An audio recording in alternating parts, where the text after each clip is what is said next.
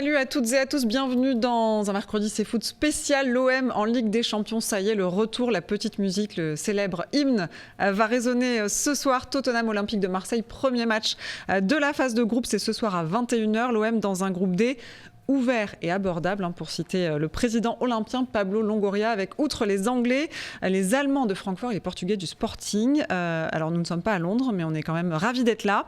En revanche, on sera d'ici un tout petit instant en duplex avec Alexandre Jacquin, le chef adjoint du service des sports de la Provence, qui lui a fait le déplacement, petit vénard. Avant de le rejoindre, alors lui n'est pas allé à Londres non plus, c'est incroyable, on était ensemble pour le tirage, c'est Romain Ferrard. Romain, pourquoi es-tu ici? Peut-être Laurie, on va voir si je porte chance. C'est ça, on va voir. On sait jamais. Pour le tirage, ça s'est plutôt bien passé, on va voir ce soir. On verra. Bonsoir à tous.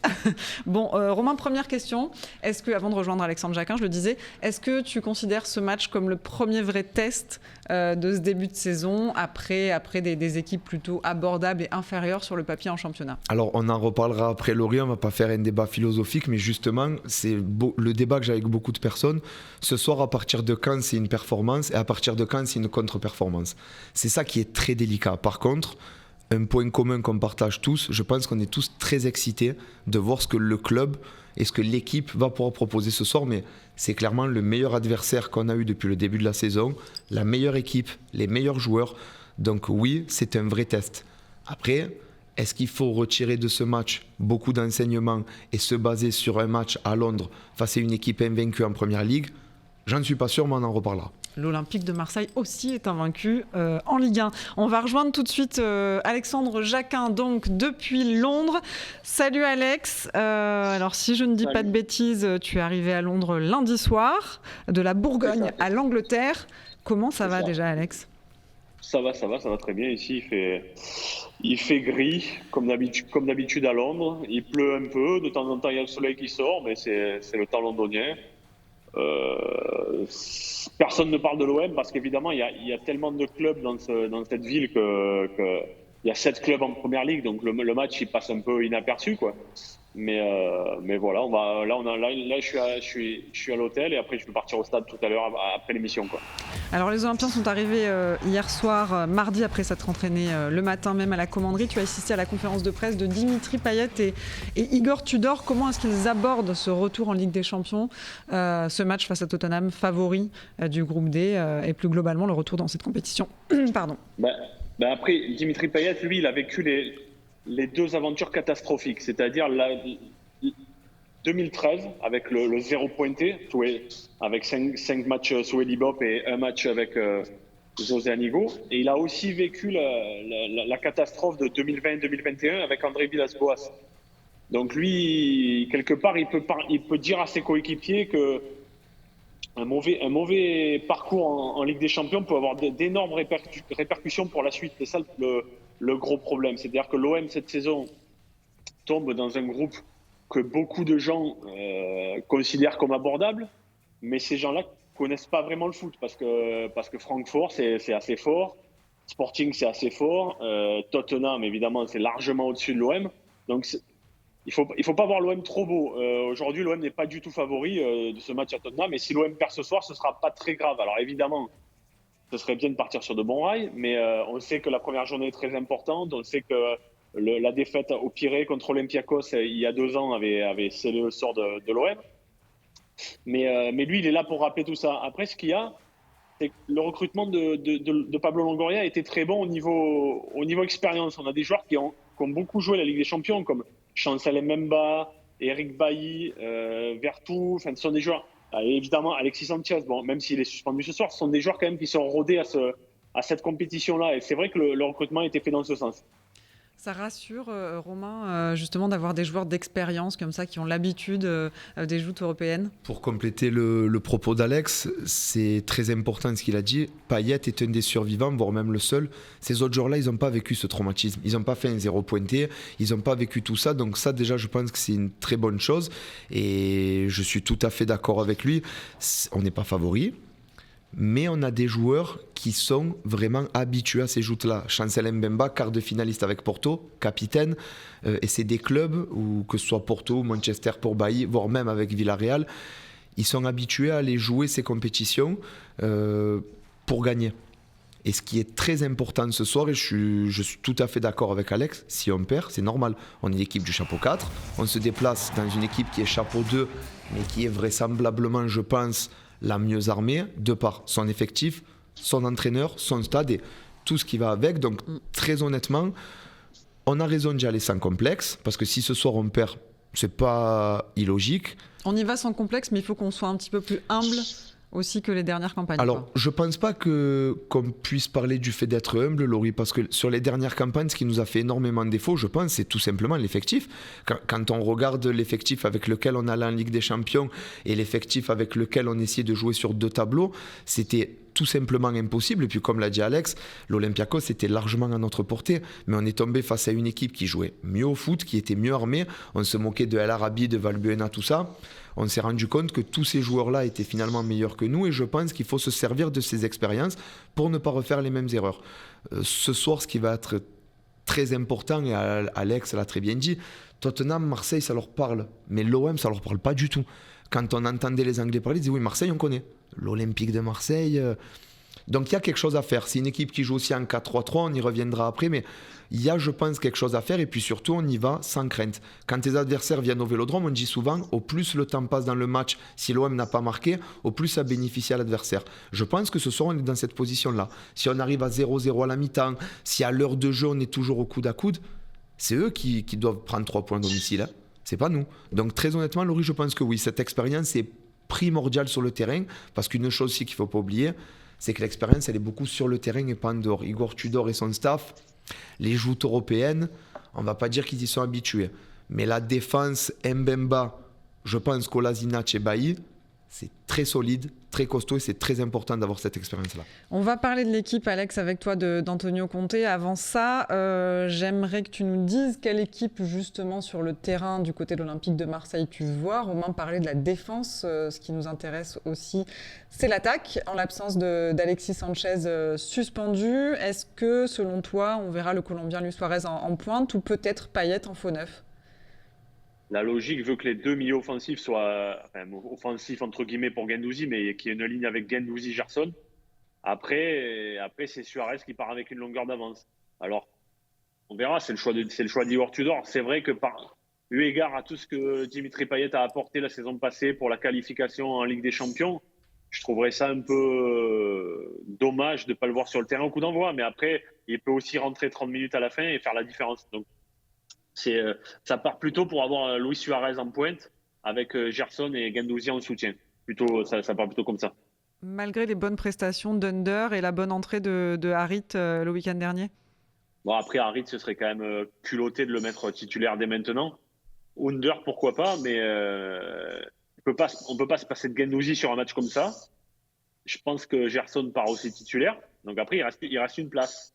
Et est-ce que Dimitri Payet est capable d'évoluer en tant que numéro 9 dans le système de jeu de Tudor avec ce qu'il demande aux attaquants? Parce qu'on n'est plus dans l'histoire du faux 9 de Sampaoli. Là, on est dans un vrai 9 qui fait du pressing, qui doit courir. Et ça ne correspond pas du tout au profil de Dimitri Payet. À la limite, je serais tenté de dire que peut-être Koundé peut le faire. Mais Payet, j'ai de gros doutes. Et voilà, le problème, c'est que ce système en 3-4-3, ben, il y a peu de place au niveau offensif et il y a beaucoup de joueurs. Et donc, on verra bien ce soir, mais je pense que Payet va être sur le banc et que Suarez va commencer.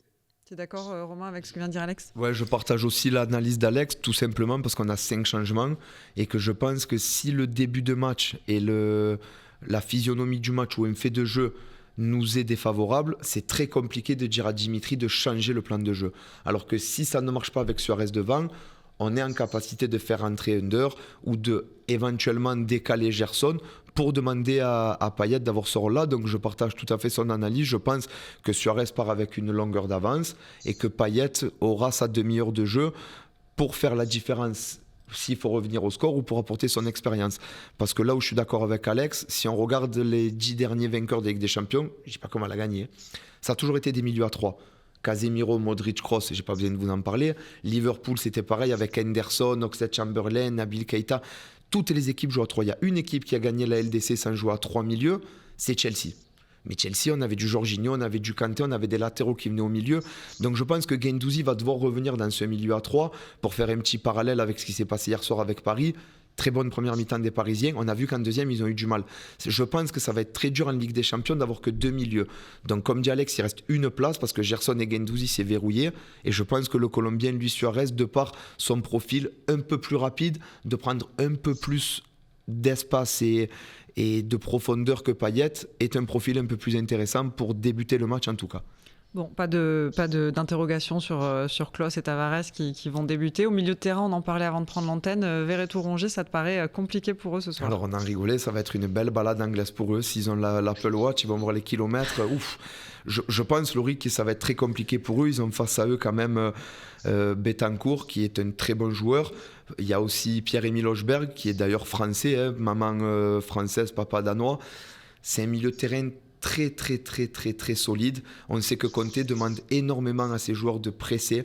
Il demande un pressing qui étouffe l'adversaire. Et ce qui va être très difficile pour nous, je pense, c'est la première fois de la saison où on va avoir une équipe qui évolue comme nous en 3-4-3 ou en 5-3-2. Les deux latéraux sur les côtés, que ce soit Emerson Royal, Sessegnon ou Perisic, on n'a pas eu d'équivalent. Donc Nuno, je suis un peu impatient de voir de quelle manière il va défendre, Klose aussi. Mais oui, non, c'est clairement le défi de la soirée. Je pense que c'est la bataille du milieu parce que derrière, très honnêtement, on est solide. Ils sont aussi très solides. Devant les capacités qu'on a, je pense qu'on peut largement se créer des occasions. Par contre, au milieu de terrain, on a une sacrée équipe qui nous attend. Ils ont quand même réussi à prendre le dessus sur Chelsea, sur pas mal d'équipes de Première Ligue qui sont très armées. Et comme je vous dis, 2 milieux de terrain en LDC.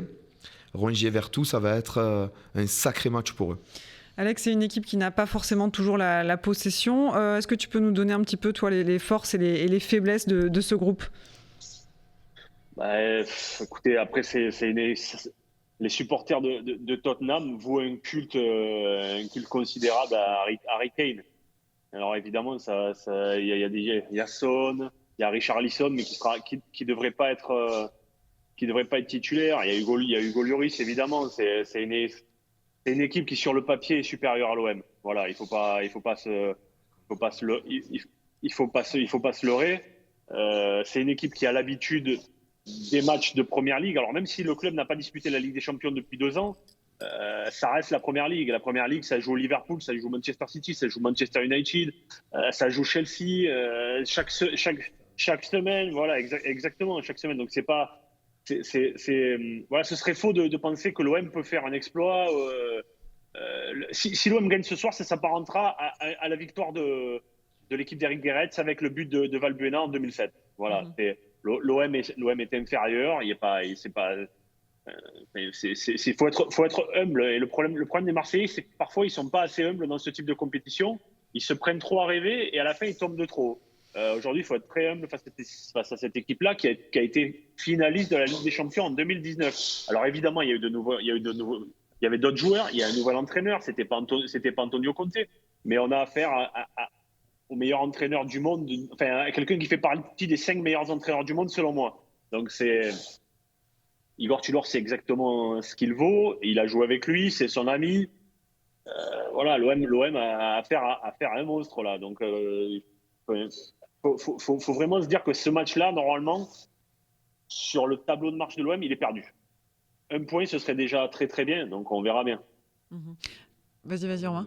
Pour compléter ton propos, Alex, Harry Kane, justement, il y a une stat que moi j'ai trouvé assez dingue.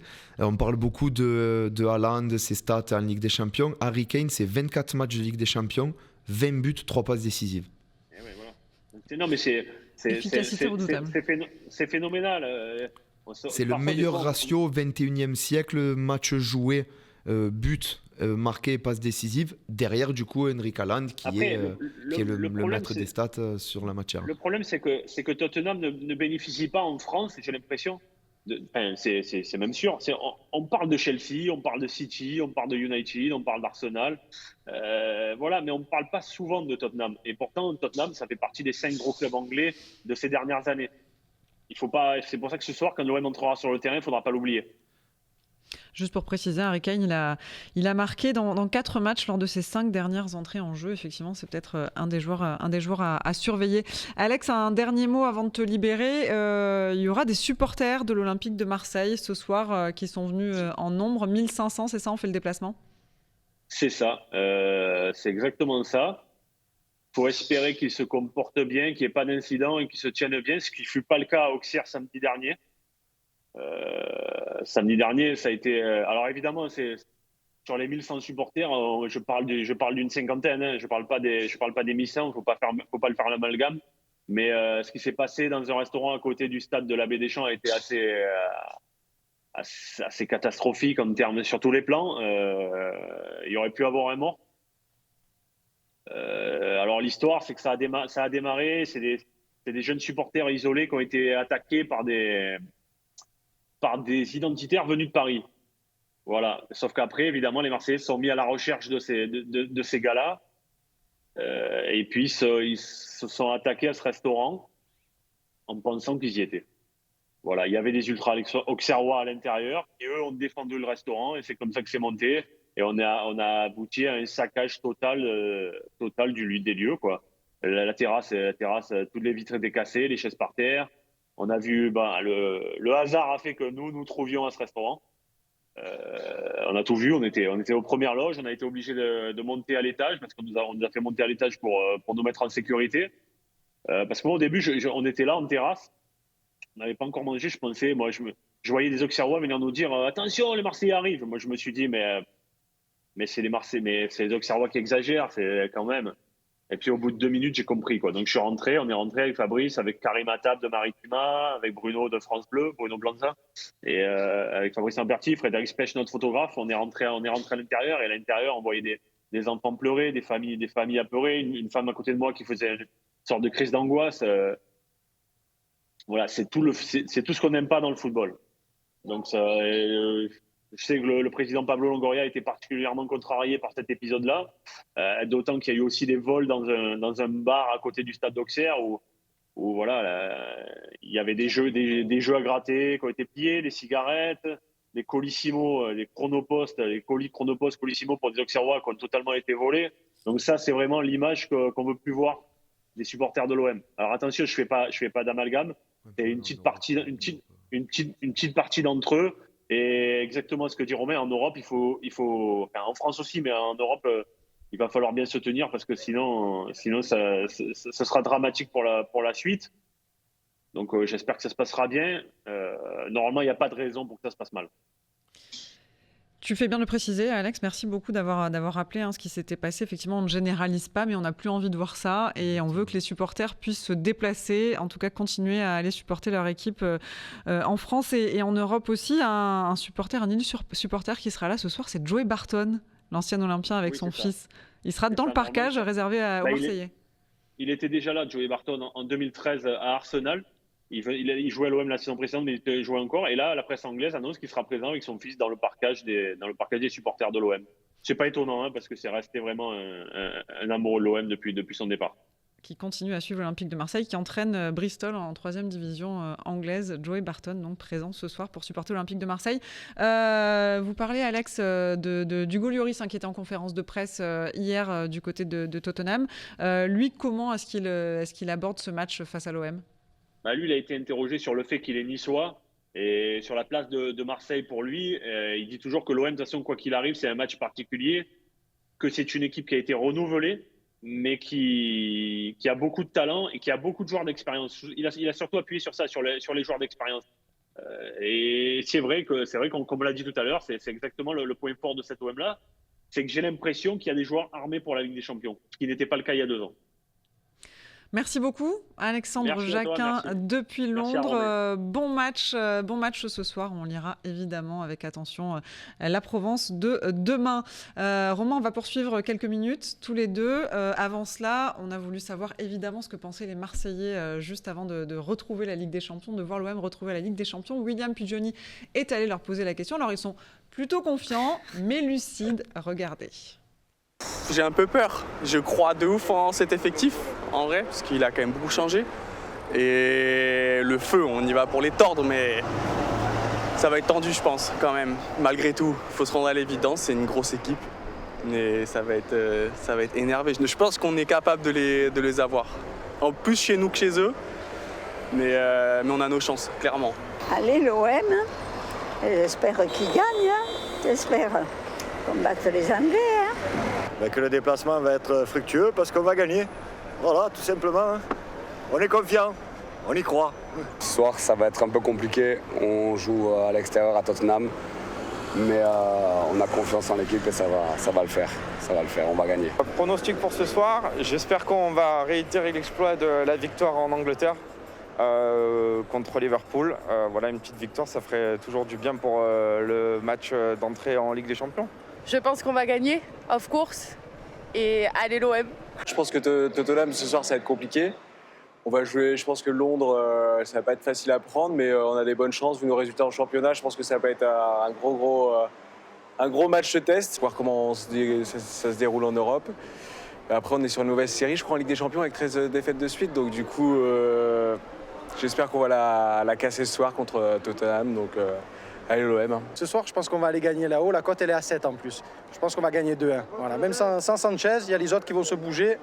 Donc on va gagner ce soir. Allez l'OM. C'est un gros test. Là, on a joué Nantes, on a joué des Clermont, tout ça. Mais là, c'est Tottenham, c'est Conte, c'est Kane, c'est Son. Donc on va voir si c'est solide défensivement. Et la petite appréhension sur l'attaque. Il n'y a pas Sanchez, Payet, il est sur le banc. Donc ça va être... On va voir. Mais si on prend un nul, je suis content. Je vois une première mi-temps difficile. 15 minutes compliquées. Tottenham, il marque à la 30e. Ça nous coupe les jambes. On va jusqu'à la mi-temps. On revient à la mi-temps, on a un quart d'heure de folie. Et là, à la 75e, on marque un but de fatigué. Et on fait match nul. Voilà ce que je vois. Ce que je pense sincèrement, je pense qu'on ne va pas gagner. Mais on ne va pas perdre. Donc, match nul. Allez, voilà. Et on est bien. Ils ont bien résumé ce qu'on a dit quand même. Hein, ouais, c'est on vrai. est plutôt raccord. Mais c'est intéressant aussi, Laurie, parce qu'on le voit à travers ces supporters marseillais de la ville de Marseille. On sait que l'OM est très soutenu. On va rester un peu chauvin en recentrant le débat sur nous. C'est ce que je te disais tout à l'heure. À partir de quand ce soir, c'est une contre-performance et à partir de quand c'est une performance? Je pense vraiment que le point d'attente de ce match, il est là. Parce que moi, je suis d'accord avec eux. On pourrait en parler vraiment des heures. Hier soir, Milik, avec la Juve au PSG, il n'a pas été ridicule. Et j'aurais peut-être été content ce soir d'avoir Arkadiusz Milik si Sanchez n'est pas là. Le mercato a été fait, l'effectif est bouclé comme ça. C'est vrai que Suarez, il ne donne pas les meilleures garanties. Et il y a deux choses aussi très importantes, Laurie. En match officiel, l'OM cette saison a toujours ouvert le score. 6 matchs, 6 fois on a ouvert le score. On n'a jamais eu à courir après le score. Donc déjà, ça, il va falloir le gérer si on est mené au score. Dans un deuxième temps, pour suivre un peu le foot, Antonio Conte, il n'y a pas de 12 plans, il y en a un.